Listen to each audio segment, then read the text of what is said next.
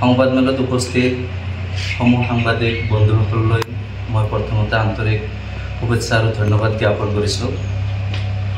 আজি আপোনালোকৰ জৰিয়তে আমি দক্ষিণ কামৰূপ জিলা সমিতি সংখ্যালঘু ছাত্ৰ ইউনিয়ন আমচুৰ ফালৰ পৰা এটা মত পোষণ কৰিবলৈ ওলাইছোঁ। সদ্য ঘোষিত হাইস্কুল, উচ্চ আৰু উচ্চতৰ মাধ্যমিক বিদ্যালয়ত যিসকল শিক্ষাৰ্থীয়ে সফলভাৱে উত্তীৰ্ণ হ'ল তেওঁলোকলৈ আমি আন্তৰিক শুভেচ্ছা আৰু অভিনন্দন জ্ঞাপন কৰিছোঁ।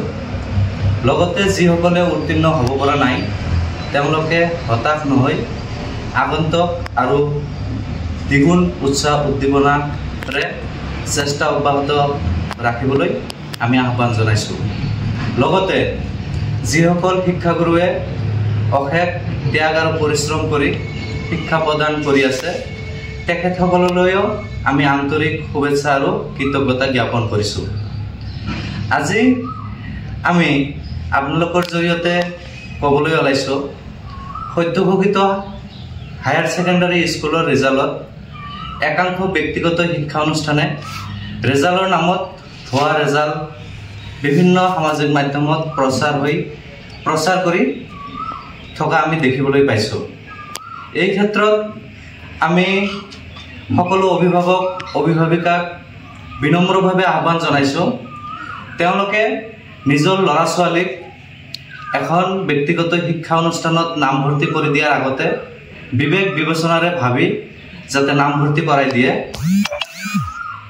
আজি সকলেও দেখিবলৈ পাইছে নগৰপাৰা স্থিত বিক্ৰম চাৰাভাই একাডেমীত যিটো চৰকাৰী চেণ্টাৰ বিমলা প্ৰসাদ চলিহা মহাবিদ্যালয়ত এখন জাকত জিলিকা এখন চেণ্টাৰ, তাতে বিভিন্ন ব্যক্তিগত শিক্ষা অনুষ্ঠানে পাৰ্টিচিপেট কৰিছিল, কিন্তু তাতে আমি ৰেজাল্টত কিছু বিসংগতি হোৱা আমাৰ পৰিলক্ষিত হৈছে।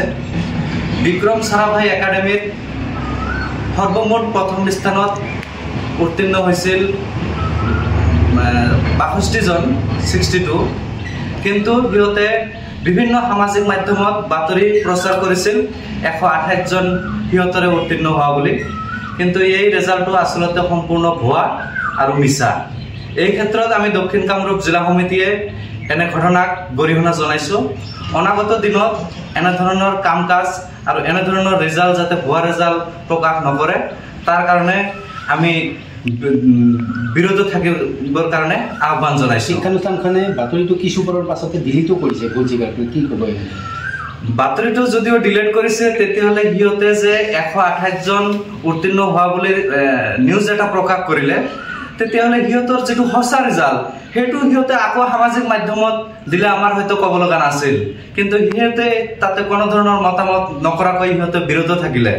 এই ক্ষেত্ৰত আমি ক'ব বিচাৰিছোঁ, এখন ব্যক্তিগত শিক্ষা অনুষ্ঠান সিহঁতৰ নিজৰ কেৱল ব্যৱসায়িক প্ৰতিষ্ঠান ঠিকে ৰখাৰ কাৰণে ৰাইজক চমক আৰু ৰাইজক দৃষ্টি আকৰ্ষণ কৰাৰ কাৰণত এনেধৰণৰ কাম কৰা বুলি আমাৰ সন্দেহ হৈ আছে। অকল এখনেই আছে নে আৰু নহয়? এই ক্ষেত্ৰত দক্ষিণ কামৰূপ জিলাৰ অন্তৰ্গত সন্তলীস্থিত আৰাফা ৰয়েল ছিনিয়ৰ ছেকেণ্ডাৰী স্কুলতো এনেধৰণৰ ঠিক অনুৰূপ ৰিজাল্ট প্ৰকাশ কৰা আমাৰ পৰিলক্ষিত হৈছে। সন্তলী হায়াৰ ছেকেণ্ডাৰী স্কুলত সৰ্বমুঠ প্ৰথম স্থানত উত্তীৰ্ণ হৈছিল ৬৮ জন ল'ৰা ছোৱালী, কিন্তু তাতে দেখিবলৈ পাইছোঁ আমি আৰাফা ৰয়েল ছিনিয়ৰ একাডেমীত সিহঁতৰ অকলেই 51 প্ৰথম বিভাগত উত্তীৰ্ণ হোৱা বুলি সিহঁতৰ স্কুল পেডত বাতৰি সম্প্ৰচাৰ হোৱা বুলি আমি দেখিবলৈ পাইছোঁ। এই ক্ষেত্ৰত আমি সমূহ ব্যক্তিগত খণ্ডৰ বিদ্যালয়ৰ কৰ্তৃপক্ষক আমি আহ্বান জনাইছোঁ, তেওঁলোকে কষ্ট সাধন কৰি নিজৰ প্ৰতিষ্ঠানখন কেৱল নামৰ কাৰণে নহয়, শিক্ষা বিষয়টোক লৈ যাতে তেওঁলোকে কোনো ধৰণৰ মিছা ভুৱা বাতৰি এনেধৰণৰ প্ৰচাৰ নকৰে, অনাগত দিনত ইয়াৰ পৰা বিৰত থকাৰ কাৰণে আমি আহ্বান জনাইছোঁ।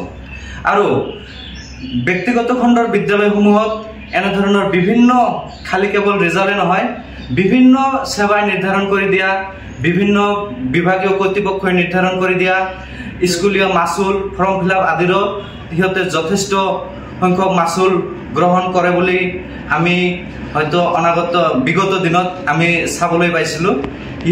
এইখিনি কাৰ্যৰ পৰা যেন সিহঁত বিৰত থাকে তাৰ কাৰণে আমি আহ্বান জনাইছোঁ। লগতে আমি স্কুল বিভাগীয় কৰ্তৃপক্ষক প্ৰতিখন বিদ্যালয়ৰ ব্যক্তিগত খণ্ডই হওক বা চৰকাৰী বিদ্যালয় হওক ৰিজাল্টৰ ক্ষেত্ৰত বা বিভিন্ন শিক্ষাৰ ক্ষেত্ৰত সকলো দিশ চালি চালি এক বিভাগীয় তদন্ত হোৱাৰ কাৰণত আমি দাবী উত্থাপন কৰিছোঁ। লগতে পুনৰবাৰ সকলো ৰাইজ তথা অভিভাৱক অভিভাৱিকাক আমি বিনম্ৰ আহ্বান জনাইছোঁ, নিজৰ ল'ৰা ছোৱালীক ব্যক্তিগত খণ্ডৰ বিদ্যালয়ত পঢ়াতকৈ বিবেক বিবেচনাৰে ভাবি চৰকাৰী স্কুলৰ প্ৰতি অধিক আগ্ৰহী হোৱাৰ কাৰণত আমি আহ্বান জনাইছোঁ। আপোনাৰ পৰিচয়টো দিব আৰু আপুনি আমচুৰ কি পদবীত আছে?